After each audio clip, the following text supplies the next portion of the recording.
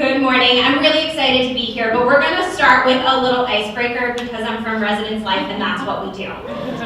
So we're going to play a very fast game of 2 truths and a lie where I'm going to tell you 3 things about me. You'll raise your hand and throw up 1, 2, or 3 fingers to indicate which of the things I am shamelessly lying to you about this morning. Okay? So 1, the only bone I've ever broken is my little toe. 2, I lived in Hawaii. And 3, I love everything about flying. So throw those hands up, 1, 2, or 3. Wow, y'all know me. Yeah, I hate to fly.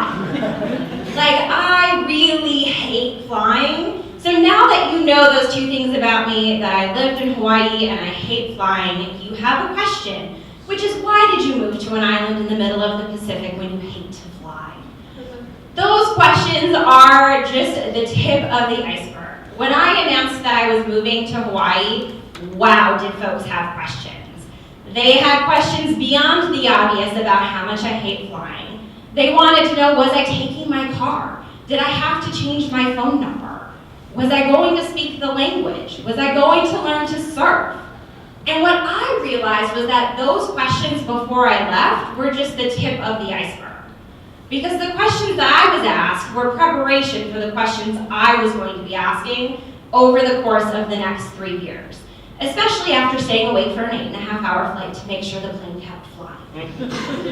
So once I landed, I started to get this sense of the fact that little questions had much bigger answers. So folks would ask me simple questions that I thought had simple answers, but as I adjusted to life on island, I realized that those little questions had big, scary answers that matched the history of the place that I was living. So one of the first instances where I realized life was going to be different was when offer not valid in Alaska and Hawaii started to apply to my life. $5 footlongs were $6. Free shipping was a thing of the past. And that kind of drove home that things were going to be different. I also, when I moved back in 2012, was amazed that I could buy a gallon of milk outside of Chicago for less than $2 because I had been paying $6 at Costco. So let that sink in. And the question I asked while I was living there was, how in heck does anyone live here without a residence home meal plan? I got a lot of questions about the comforts of home. Do you have McDonald's? Absolutely, but they serve Spam. But Zippy's was the gold standard of Hawaiian fast food. They had French fries, but they served 2 scoops of rice and mac salad, and they had baller chicken katsu that I miss to this day. Much better than a $1 hamburger. I actually moved to Honolulu in August of 2009, which is a special time in residence life because it's August. It is long days and long nights. But the coolest thing when I moved was the fact that we got a day off in August. And I thought that was amazing.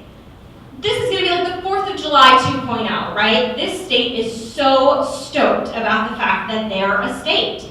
And I get a day off. It was amazing. So I headed to the beach to enjoy my day off. But imagine my surprise when I found myself walking through a protest that I literally had to stop and ask, what are you protesting? Because statehood's a really complicated issue in Hawaii. It's a question of seized lands and overthrown governments and native people that aren't recognized. And in that moment where I literally stopped in my tracks, this picture of US history, of Hawaii, of things that I thought I knew, was thrown up and landed on the beach in this jumble of puzzle pieces. And I no longer knew how to put that puzzle back together, or if I even had the right pieces. So I had to figure out how I was going to reassemble this. And the answer was to ask questions. Questions that were uncomfortable. Questions that made me feel stupid. Questions that made me feel like I don't really know anything about anything.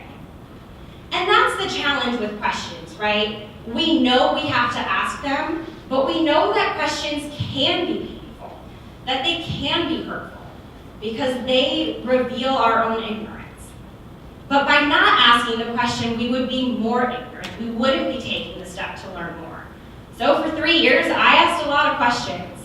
I asked questions to people that I worked with, to students I talked to the woman at the DMV, to my facility worker. to Google. I asked Google a lot of questions, especially the ones that I wanted to frame in a less ignorant way. But I learned that I had to stand in sort of that discomfort, right? That if I was really going to make the most of this experience and connect, I had to ask the questions. I asked a ton of questions about language.